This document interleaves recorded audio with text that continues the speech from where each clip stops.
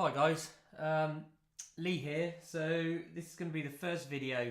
I'm going to get started modifying this Squier. So it's a Squier Infinity. It's under £200 in the UK. I've got a few bits and pieces that I'm going to start bolting onto it, and hopefully it will give someone else, another amateur out there, a head start if they want to try and attempt this themselves. So just a disclaimer, I am not into woodwork or a carpenter or anything like that. I'm actually in IT, so this is all new to me. All of my tools are very basic and rudimentary. I own a drill and a selection of screwdrivers, and that's about it. So don't expect anything professional, but the reason I'm making these videos is because I want people similar to me who just want to maybe do this as a hobby, just to show them what sort of things you might have to do. So to start with, I'll just show what I'm going to be fitting. So let's start scratch plate. Just a pearl style scratch plate. It's a bit of fun. Got some new locking tuners. These tuners are quite good in, 3 of them are actually lower down, so you don't necessarily need to use one of these string tensioners. I have no idea what they're called. The one I've got on here already, I've actually fitted. I had it spare, but when I bought the guitar, the one that was on there was already loose, so I took that off and I've already fitted another one. But these tuners quite possibly will mean I don't even need that, because the last 3 strings are actually a lower profile pin. So we'll see how low down it pulls the string, and maybe this may not be necessary anymore.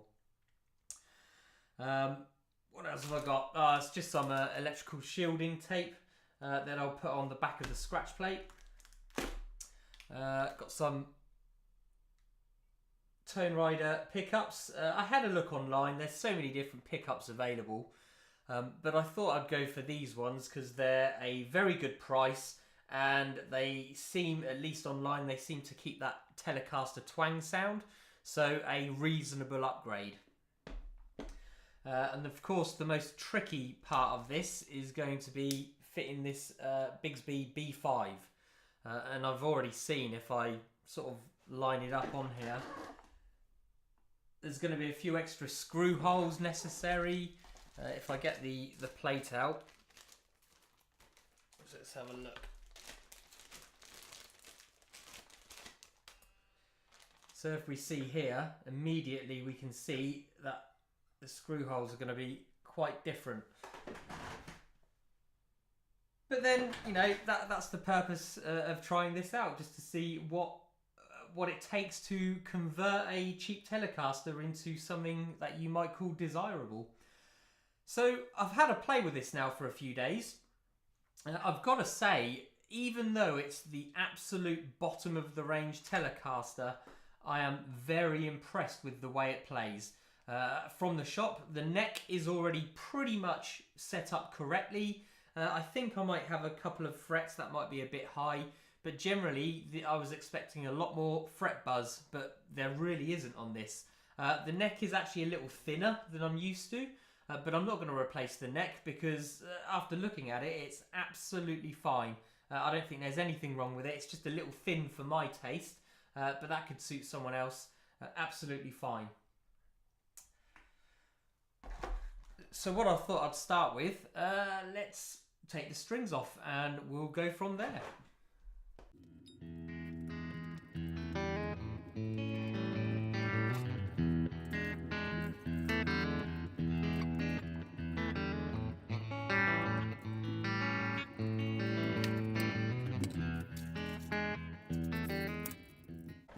Okay, so got the strings off. Let's just take a closer look. So what I did notice when I was playing, the frets, although they look good, I mean, they're not rough at the edges, they seem to be fitted correctly. What I did notice is it's a little bit lumpy when trying to bend a string.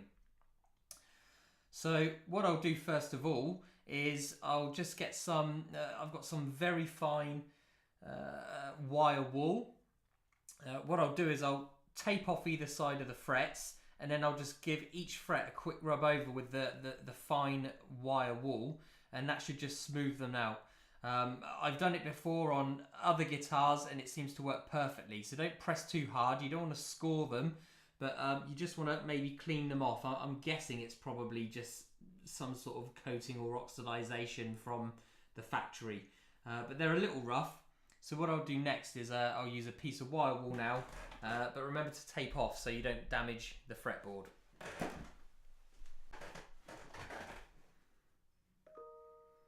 So here you can see, you can pick this up from any hardware store. It's just very fine wire wool. What I'll do, and this is important, always make sure you use some tape to tape off the fretboard.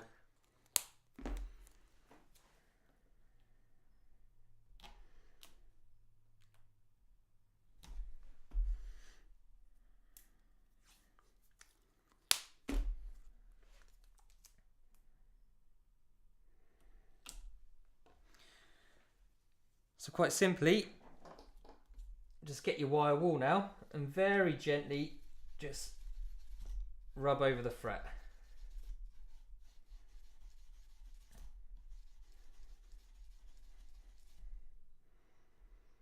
Yeah, it's that simple. I didn't even push very hard, so I think it's, I don't know what it is, but it's probably just a bit of chemical coating from when the fret was manufactured. So all you do is you go along and you do this with every single fret.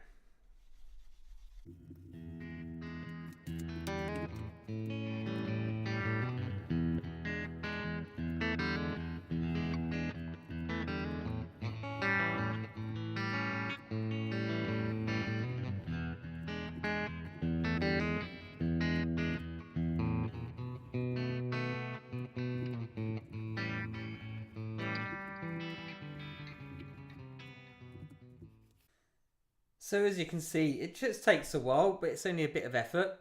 And really, I'm not pushing very hard at all.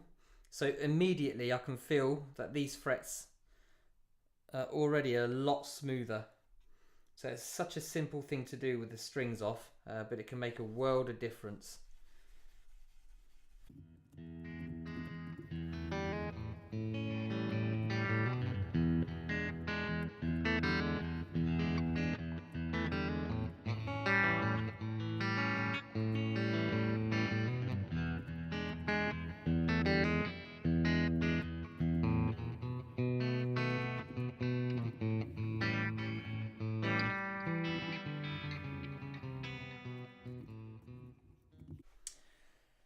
Okay, we're down to the last one now, so just finish this,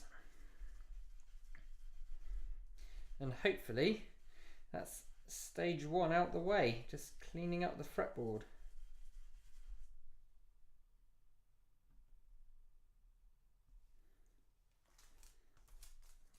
Yeah, so that's all good now. Yeah, frets feel much better.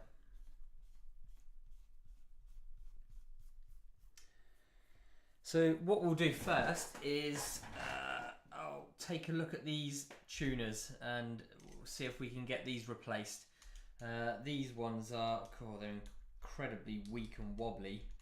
They don't hold tuning very well, so while I was playing it I did notice that it goes out of tune quite easily. I'm putting that down to these cheap tuners, hence the reason I bought the new ones. So what I'll do here is I'll take all of these off and we'll see about replacing those with the new ones.